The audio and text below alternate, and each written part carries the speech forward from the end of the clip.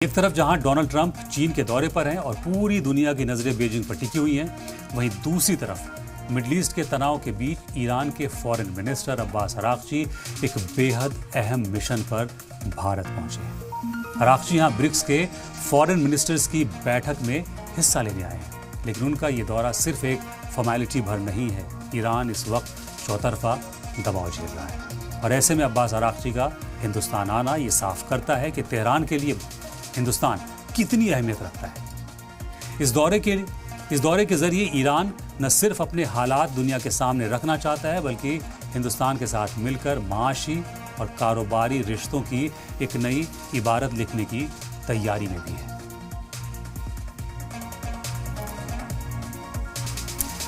Abbas Araghchi के इस दौरे का सबसे बड़ा एजेंडा डॉलर पर डिपेंडेंसी को कम करना हो सकता है। ईरान की अरसे से ख्वाहिश रही है कि हिंदुस्तान के साथ मिलकर एक ऐसा सिस्टम मजबूत किया जाए जिससे डॉलर के बिना ही ट्रेड व्यापार मुमकिन हो सके। इसके लिए ईरान पुराने रुपए और रियाल पेमेंट मैकेनिज्म को फिर से जिंदा करने, उसे और भी ज्यादा पुख्ता बनाने पर जोर दे रहा है। इसके साथ ही बैंकिंग और ट्रांजैक्शंस की मुश्किलों को दूर करने के लिए भी दोनों मुल्कों के बीच बातचीत होने की उम्मीद है। हिंदुस्तान के लिए ये बहुत ज़रूरी है क्योंकि चाबहार पोर्ट का मैनेजमेंट और हॉर्मुज़ स्ट्रेट से होने वाली तेल की सप्लाई हिंदुस्तान की एनर्जी, सिक्योरिटी और कारोबारी पहुंच के लिए लाइफलाइन की तरह है।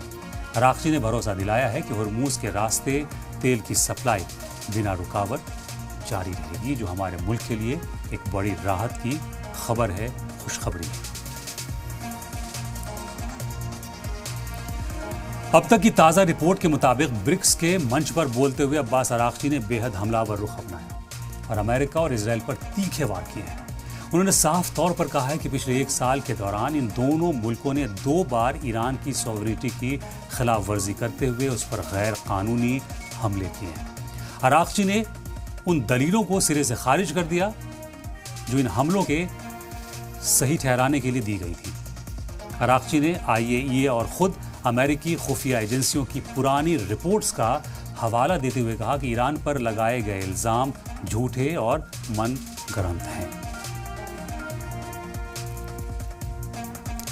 इस बैठक के दौरान अराक्ची ने अपने पड़ोसी मुल्क UAE के रोल पर भी सवाल उठाए और संगीन इल्जाम लगाए।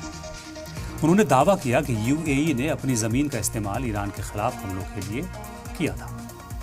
अराक्ची का कहना था कि UAE की ज़मीन से ईरान के खिलाफ न सिर्फ हथियारों का इस्तेमाल किया गया, बल्कि हथियारों की खरीदो फरोख्त भी हुई है। उन्होंने ब्रिक्स मुल्कों से अपील की कि वो अमेरिका और इजराइल के इन हमलों की खुलकर मजम्मत करे ताकि आलमी बिरादरी में इन ताकतों को घेरा जा सके। हॉर्मुज़ पर अपना रुख साफ करते हुए अराक्ची ने कहा कि ये रास्ता सभी कमर्शियल वेसल्स के लिए खुला हुआ है, बशर्ते जो भी जहाज़ वहाँ से गुजरें उन्हें ईरानी नेवी के साथ तालमेल बिठाकर चलना होगा। अब्बास अराक्ची के ये बयान बड़े बदलाव की तरफ इशारा कर रहे हैं।